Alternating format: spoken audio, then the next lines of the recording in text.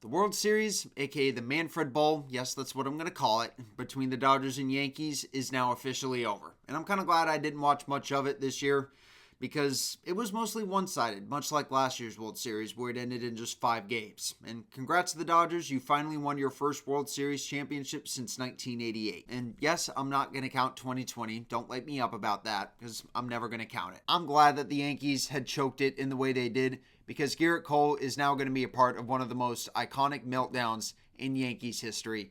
And to be honest, man, I really hope that for the rest of his career, he does not win a World Series ring. At least if he's with the Yankees. Simply because he had choked it when he was with the Astros. And if you kind of look at some other Astros who have walked away in free agency, between Carlos Correa and George Springer and a couple of other guys, none of those guys have even made it to the LCS with their respective teams, let alone even won a playoff game. The only team that's done that is Carlos Correa when he was with the Twins. He had actually won a playoff game with the Twins in 2023 against the Astros, where his team ultimately lost that series in 4. But, I mean, besides Gerrit Cole, nobody else has even made it to the LCS with their new teams since leaving the Astros in free agency. But here in this video, guys, I wanted to break down a couple of things that the Astros absolutely need to do over the course of this offseason.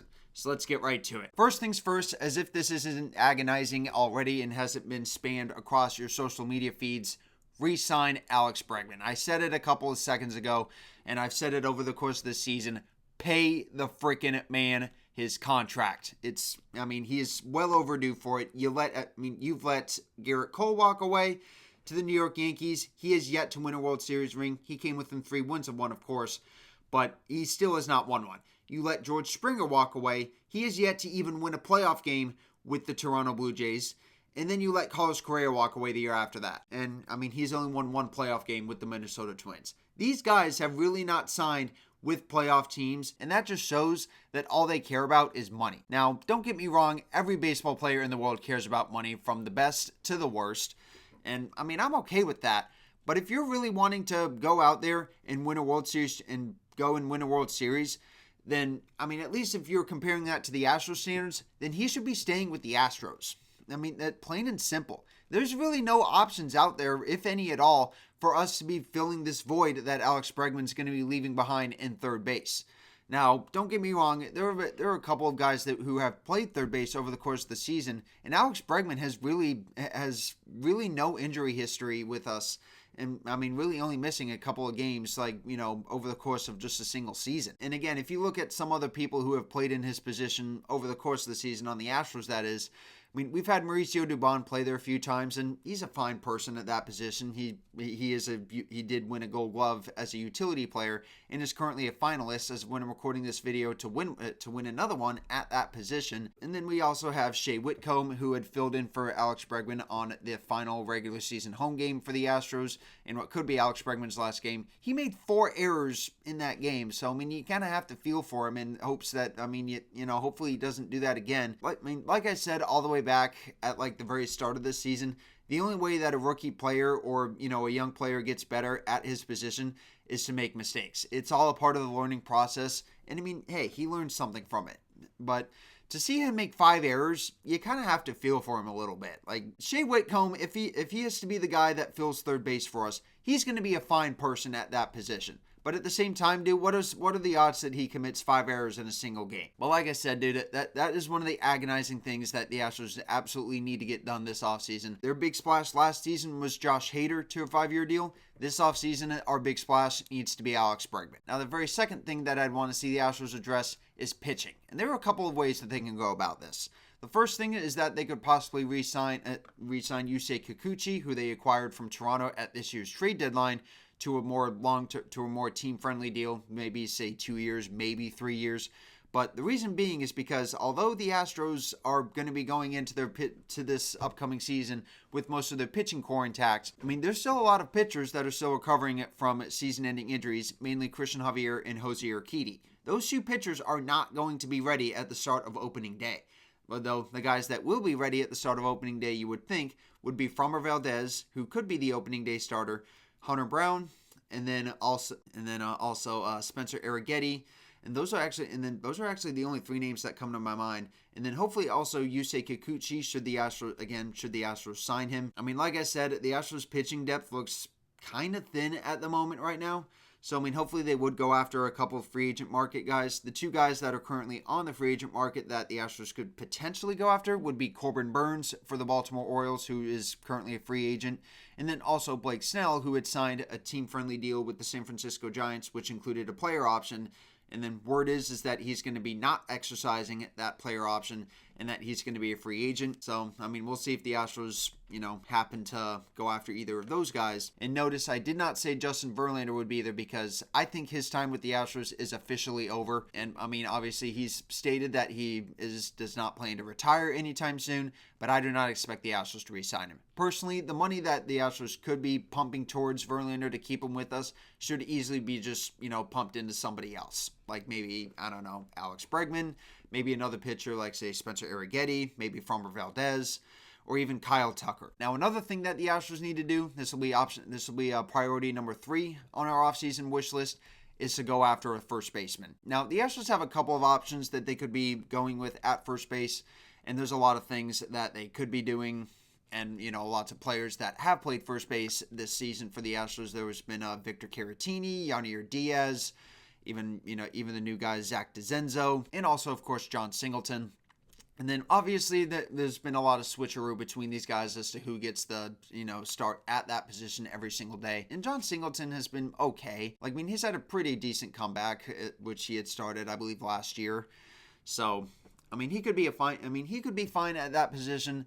But, obviously, of course, ever since the Astros had jettisoned Jose Abreu earlier this year, first base has kind of been, a bit of a question mark as far as, who's going to be the every single day starting first baseman, and then, the only reason that somebody else would be playing at first base is if that person is actually hurt and unable to play it for some reason. Now, of course, the Astros have some bench depth, so, the fact that, if Victor Caratini was, of course, on the bench, he could come off the bench to pinch hit for whoever's playing first base and then stay in the game at first base, considering that, he's played it before. And he's not half bad at it either. But the Astros, of course, they certainly need to go after a first baseman on the market, or really any kind of infielder that's able to play first base. But, Zach DeZenzo, he's going to be a fine person at that spot. He certainly should have an okay bat, but I don't think he's ready for it just yet. So again, hopefully the Astros can, get some of these things done over the course of this offseason. The deadline for teams to extend a qualifying offer to their soon-to-be free agents is 4 p.m. Central Time on Monday, and Alex Bregman is certainly a lock to get one. So, and then that's also the first day that free agents can then begin signing with other teams, including the teams that they previously played for. So, that's pretty much it. I think those are pretty much the 3 things that the Astros need to get done this offseason. Let me know down in the comments, guys, as to what you think the Astros should get done this offseason. Personally, the big priority is to try to re-sign Alex Bregman, if not go after another third baseman on the free agent market, which, if I'm being 100% honest, outside of Alex Bregman, the free agent market at third base looks really, really small. And, I really think Alex Bregman's going to be the sweepstakes, or, the jackpot, if you will, at that position. The jackpot overall, of course, is going to be Juan Soto. And, there's no way in hell I expect the Astros to get him. And to be honest, dude, and I'm actually now seeing rumors that Juan Soto is going to be rumored to sign with the Dodgers. If he signs with the Dodgers, man, I swear, this is what's going to make me beg MLB to implement a hard salary cap system, kind of like how the NFL does. Because the fact that the Dodgers have spent close to $2 billion